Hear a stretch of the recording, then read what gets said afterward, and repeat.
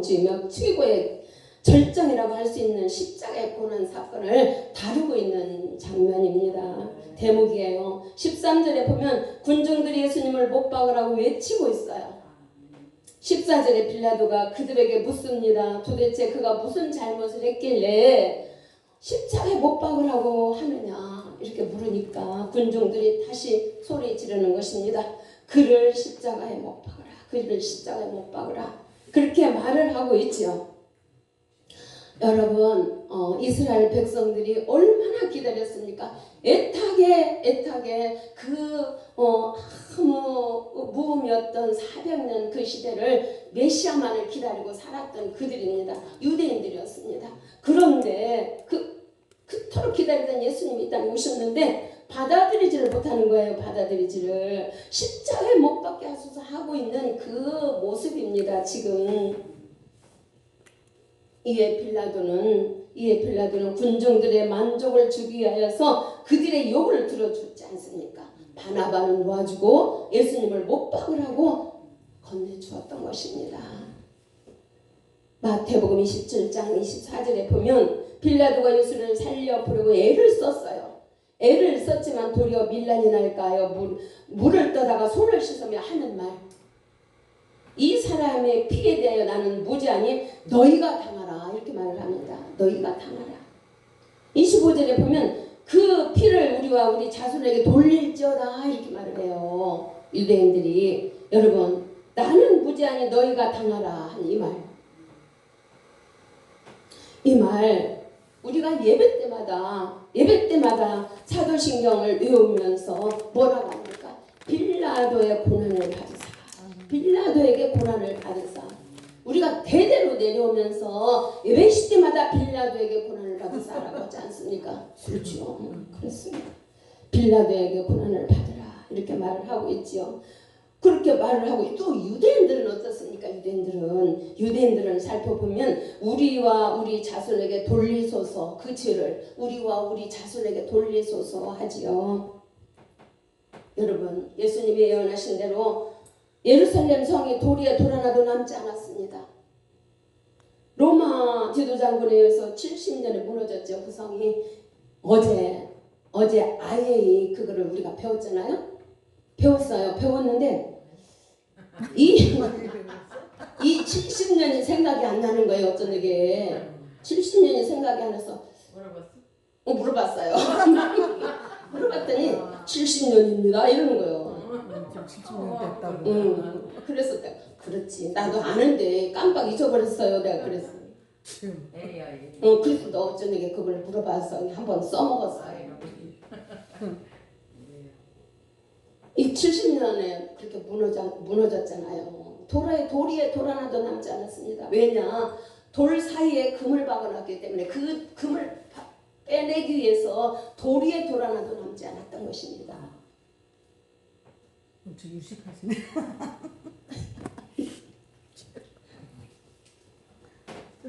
예수님께서 예언하신 대로 그렇잖아요.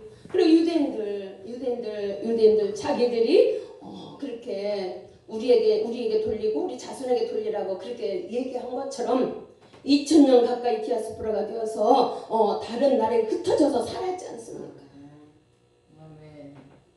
그들은 귀가 있어도 듣지 못했어요. 눈이 있어도 보지 못합니다. 입이 있어도 말을 하지 못했던 것이지요. 그렇지만 말을 하면서 못하는 것은 영적으로 벙어리입니다. 영적으로 벙어리. 어느 목사님 눈이 안 보이는 목사님 있죠? 그 사람 대단하시는 분입니다. 아직 젊어요. 조금 쉬운 한 됐나? 그런데 막 말도 못하는 그렇게 강한 사람이에요. 강한 사람이 목사님이 되었으니까 눈이 안 멀었더라면 하나님이 멀게 안 했더라면 그 사람은 어떻게 됐을지 몰라요. 그렇지만 하나님이 쓰시려고 눈을 멀게 하셨어요. 그래도 말씀 전하는 거 보면 대단합니다. 하나님이 쓰시는 거예요. 어제 목사님 말씀하셨듯이 그렇지 않습니까? 눈이 안 보여도 어디로 가서 전하라 그러니까 가서 전했다라는 건 아닙니까? 그 80세가 넘은 그 나이에 우리 70년이 75 조금 지났잖아요. 그런데 많다 하지만 사실 그렇지 않습니까? 그분은 80이 넘어도 그렇게 쓰셨고 아브라함은 몇 세 부름을 받았습니까? 75세에 부름을 받았잖아요. 모세는 80세에 부름을 받아서 120세까지 40년 동안 써먹었잖아요. 하나님이. 우리는 언제 어떻게 써먹을지 모릅니다. 지금도 쓰고 있지요? 감사. 하나님 감사합니다. 주님 감사합니다.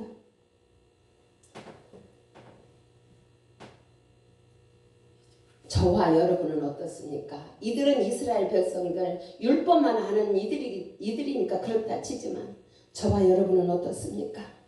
눈이 있어도 봅니까? 귀가 있어 들립니까? 우리 입이 있어도 말을 할 수가 있습니까? 정말 어떤 때는 제가 이거 내가 벙어리인가? 영적인 벙어리가 다른 사람이 아니라 나인 것 같아요. 내가 붕어빵 전도를 합니다. 굽기만 하지 전도는 안 하잖아요. 굽기만 하지. 그럼 내가 이거 어떨 때 생각을 할 때 그런 생각이 들어가요. 이거 굽기만 하는데 이것도 전도가 되는가? 더 크지. 더 크지. 더 커요? 더 수고하고 했어. 보세요.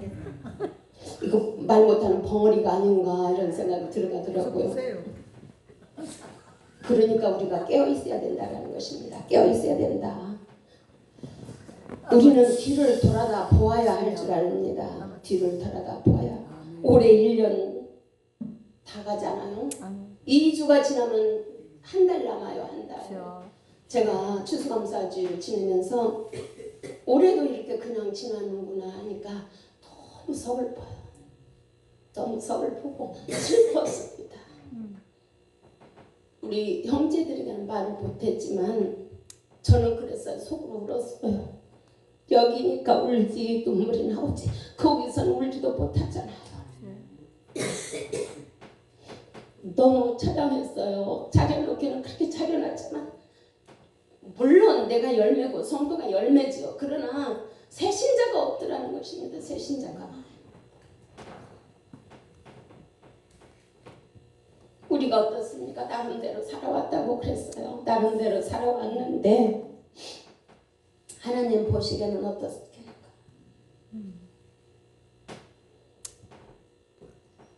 게으르고 나태하지는 않았는가? 여러분 열정이 식었다면 열정을 찾아야 되고 아멘. 우리가 게으르다 하면 좀 열심히 뛰어야 되거든요. 아멘. 아버지. 천천히 걸어왔다면 그렇죠. 뛰어야 되고 아멘. 여러분 26년도에는 아쉬움이 없는 한 해가 되시기를 저와 여러분이 되시기를 주님의 이름으로 축원을 드립니다. 우리 목회자들에게는 분별력도 있어야 됩니다. 이들이 깨어있지 못하고 눈이 어두워 그토록 애타게 기다리던 메시아를 못 박혀 죽게 만들었습니다. 돌아가시게 만들었어요. 이렇게 말씀을 선포하고 있는 저도 마찬가지가 아닐까요? 때로는 예수님의 못 박힌 그 손과 발에 못 박을 때가 없었나 이런 생각도 들어갑니다. 내 자신 부끄럽지 않습니까? 내 자신 부끄러워요. 집사 때, 권사 때 그 열정 다 어디로 갔는지 몰라요. 정말 잊어버렸으면 이거를 열정도 찾아야 되고 첫사랑도 잃었던 그 첫사랑도 찾아야 될 줄 믿습니다. 오늘 본문입니다. 이제 오늘 본문 마가복음 15장 17절에 있는 가시나무의 교훈이라는 제목입니다. 15절에 강도인 바나바는 놓아주고 15절에 강도인 바나바는 놓아주고 죄 없으신 하나님의 아들은 채찍질과 십자가에 못 박도록 놓아준 것 이것 인류 역사상 가장 어리석고 수치스러운 일입니다. 수치스러운 일이에요. 17절에 보면 이런 말씀이 나옵니다. 17절에 보면 15장 17절 마태복음 15장 어디 갔습니까? 아니. 마태복음 17장 아니 마가복음 아니었어요? 마가복음 아니야. 마가복음이에요. 진짜. 마가복음 17장. 마가복음 17장 한번 읽어보세요. 예수에게 자색 옷을 입히고 17절. 가시관을 엮어 씌우고. 그래 맞아요. 가시관을 엮고 씌웠다고 말을 하고 있습니다. 아멘.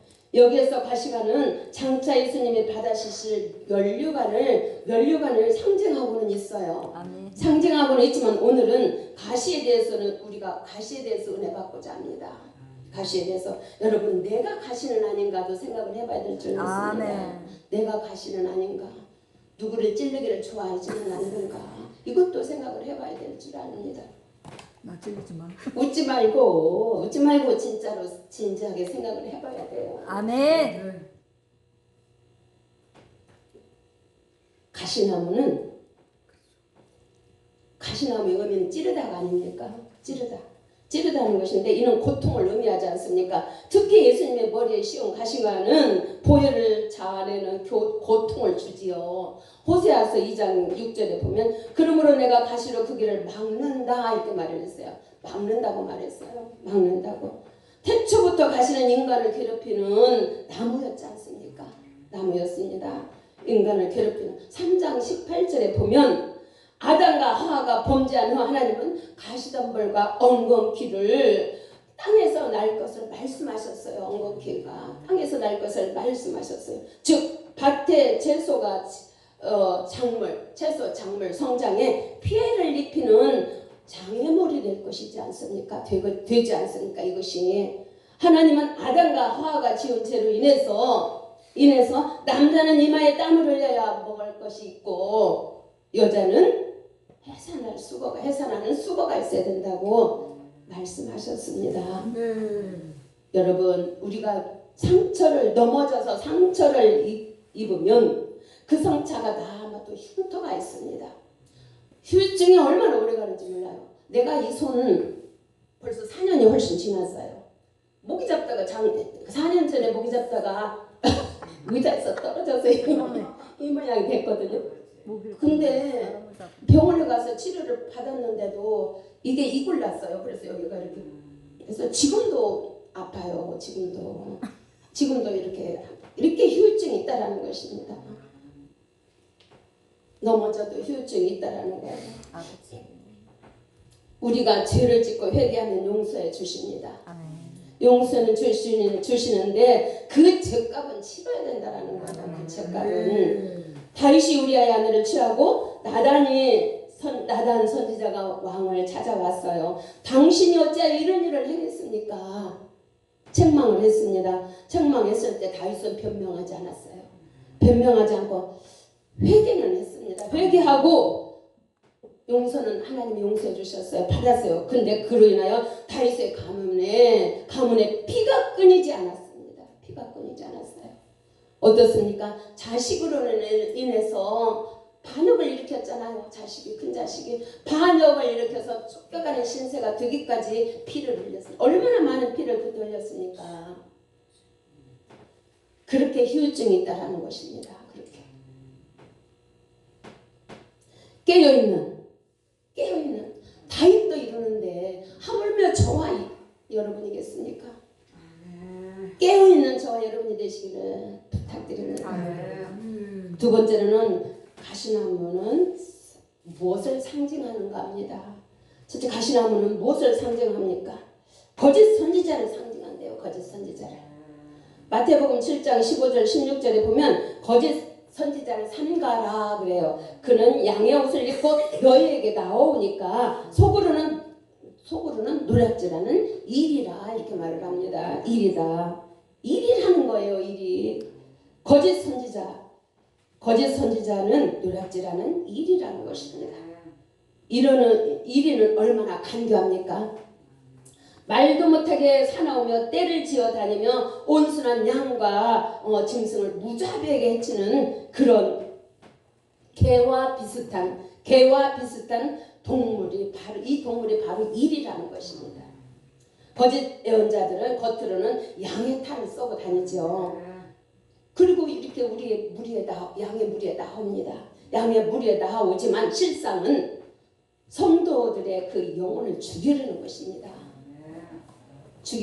이단들이 운영한 계획이 있어서 일반 교회에 가만히 숨어 들어오지만 우리 교회 일반 교회를 들어와서 회를 쳐놓고 가는 것을 우리는 종종 보지 않습니까? 이런 말을 들어도 보고 우리 눈으로도 종종 보고 있습니다.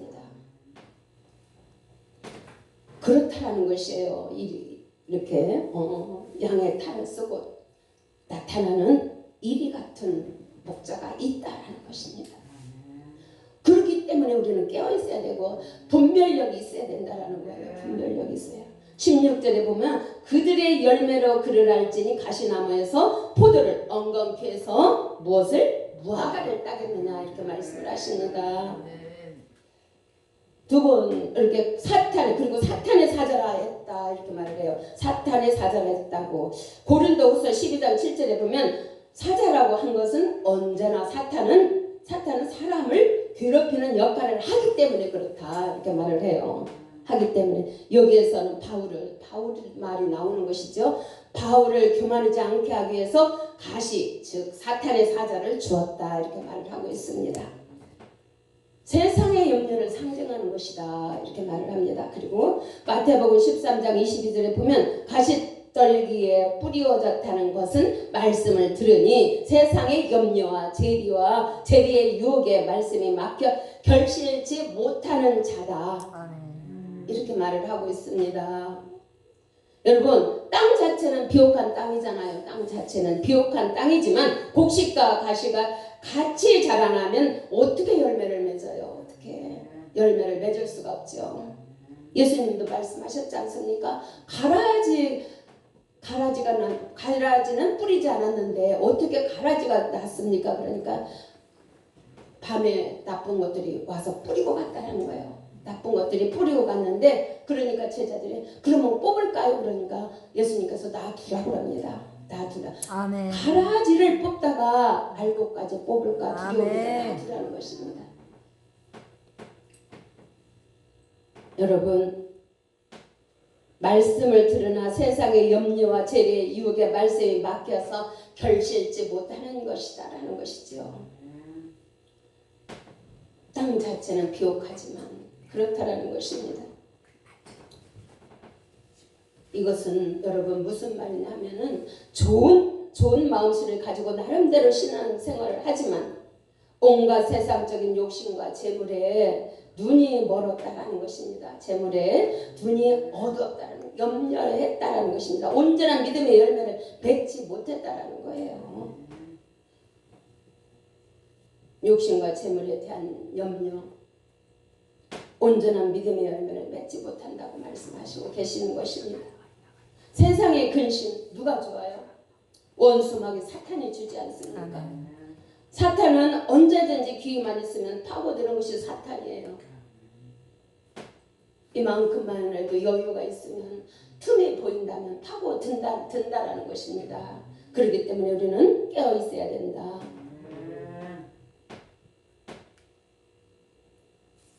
그리고 가시는 고통과 장애의 의미도 포함이 됐대요. 고통과 장애의 그런 의미도 포함이 되어 있다 말씀하고 있습니다. 저주의 모습을 상징하기도 한다 이렇게 말씀을 하셨어요. 아멘. 세 번째로 가시나무의 궁극적 교훈은 이사야서 34장 13절을 보면 심판을 생각합니다. 심판을 생각해야 된대요. 여러분 우리가 항상 우리 주님이 사랑의 주님만은 아니잖아요. 우리 주님이 첫 예수님이 오셨을 때는 사랑의 주님으로 오셨습니다. 모든 사람을 구원하기 위해서 오셨어요. 나를 믿는 자는 다 구원을 주기 위해서 오셨습니다. 그러나 심판주로 오실 때는 그렇지가 않습니다. 심판주로 오실 때는 심판하시기 위해서 우리는 반드시 심판대에 있어야 서야 될 저와 여러분입니다. 그때까지 어떻게 삶을 살아드려야 됩니까? 우리는 그때까지 정말로 성화의 과정을 잘 걸어가서 영화의 과정까지 잘 걸어가서 누구의 인도 따라서 성령님의 인도를 따라서 아멘. 잘 걸어가서 우리 주님 재림에 오시는 우리 주님을 맞이해야 될 것입니다. 아멘. 재림에 오시는 우리 주님을 큰 교회에서 모르겠어요. 재림에 대해서 가르치는가 안 가르치는가. 저는 평신도 때 재림에 대해서 가르치는 걸 못 봤습니다. 재림에 대해서 가르쳐야 됩니다. 성도들 몰라요. 심판에 대해서. 이 말씀은 이스라엘을 괴롭힌 에돔 그 나라를 두고 말씀하시는 것입니다. 이사야서 34장 13절 말씀은 하나님의 자녀를 괴롭히는 자 결코 하나님은 그냥 두지 않으십니다. 그냥 두지 않으셔요. 내 자식을 괴롭히는데 어느 부모가 가만히 있겠습니까? 어느 부모가. 아무리 난공불락의 성읍이다 할지라도 광야처럼 만들겠다는 말씀이에요. 광야처럼 만들겠다는. 저주의 산물인 엉겅퀴와 가시나무가 자랄 것이다라는 것입니다. 자랄 것이다. 승냥이와 이리의 소굴이 된다는 건 아니겠습니까? 여러분 우연은 없어요. 우연은. 모든 것이 다 필연입니다. 우연은 없습니다. 우연처럼 보이는 것도 하나님의 주권적인 계획이다라는 것이에요. 심판의 불에 땔감임을 알아야 한다. 그렇게 말을 합니다.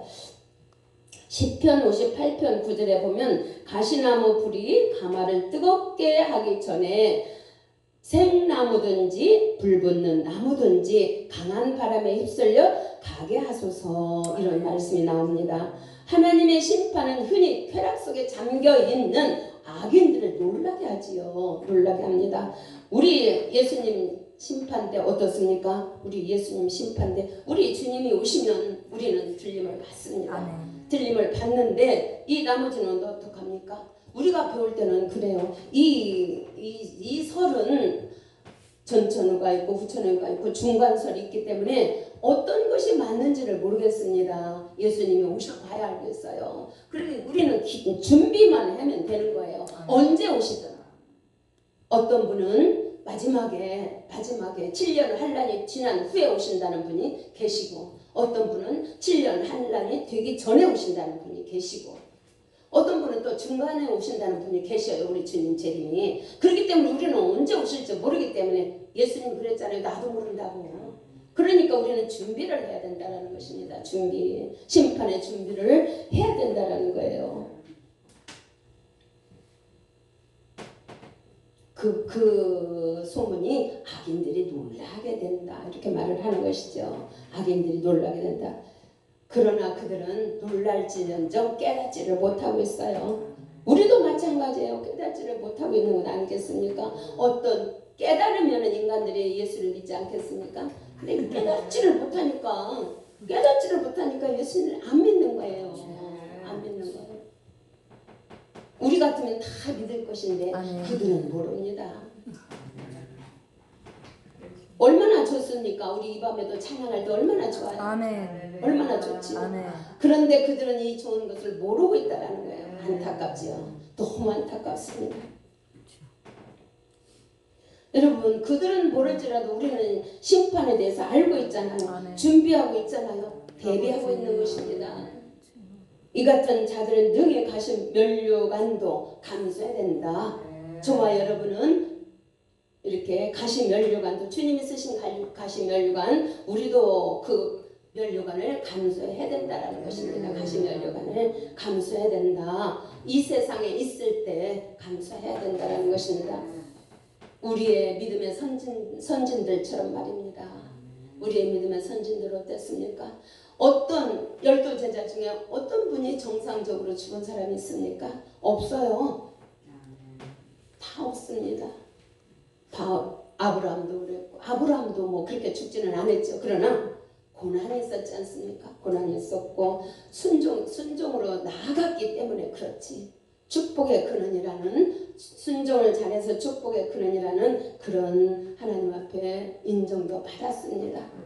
다윗도 그랬지 않았습니까? 다윗도 내 마음에 합한 자라고 했지만 그 우리아의 아내를 취하여서 그 죄를 짓고 나서 하나님께서 뭐라고 그랬습니까? 내 마음에 합한 자라고 했던 자라도 그렇지 않습니까? 죄를 짓지 않은 자는 없습니다. 우리가 깨달아서 회개하고 돌아올 뿐이지요. 돌아올 뿐인 것입니다. 우리 오늘 이렇게 가시에 대해서 배웠습니다. 가시나무가 되어서 배웠어요. 근데 내가 가시였는가를 우리가 깨달아야 될 줄 믿습니다. 아멘. 듣고 지나는 것이 아니라 내가 가시는 아니었는가를 우리는 깨달아야 될 줄 믿습니다. 우리가 진짜 선지자를 조심하라고 배웠지 않습니까? 거짓 선지자를 조심하라고 배웠는데 우리가 진정 우리가 깨어 있어서 이 거짓 선지자를 대처를 해야 됩니다. 대처를 해야 돼요. 분별력이 있어서 대처를 해야 된다는 것입니다. 세상에 염려를 하지 말아라. 그러면 그것을 바꿔 말한다면 이것이 무엇입니까? 모든 것을 하나님께 맡기라는 것이지요. 심판을 상징한다고 또 말씀을 하시죠. 여기에서 우리는 심판이 있다는 것을 항상 상기하면서 다시 오실 우리 주님을 바라며 나아가야 할 줄 믿습니다. 나에게 주어진 면류관, 나에게 주어진 가시면류관 능히 감사로 감수하는 저와 여러분이 되시기를 주님의 이름으로 다시 한번 축원드립니다. 오늘 아침에 연예인인 이순재 씨가 돌아가셨다고 해요. 그가 이런 말을 남겼다고 합니다. 인간은 끊임없이 도전이라고. 인간은 끊임없이 도전이라고. 여러분 우리도 하늘나라의 연예인입니다. 하늘나라의 연예인이죠. 찬양도 하고 말씀도 전하고 기도도 하고 다양한 연예인 아닙니까? 우리는 하늘나라를 항상 도전하는 예수 그리스도를 자랑하는 저와 여러분이 되시기를 다시 한번 주님의 이름으로 축원을 드립니다. 기도합니다. 주님 참 감사합니다. 아버지 감사를 드립니다. 오늘 아버지 가시나무에 대해서 우리가 상고해 보았는데 아버지 내가 가시가 아니었는가, 아버지 하나님 가시나무는 아니었는가 다시 한번 회개하고 돌아보며 아버지 정말로 아버지 앞에 나아가는 귀한 저희들이 될수록 주님 도와주시옵소서. 감사합니다. 감사합니다. 우리가 감사만 있게 하옵소서. 살아계신 예수님의 이름으로 기도드립니다. 아멘.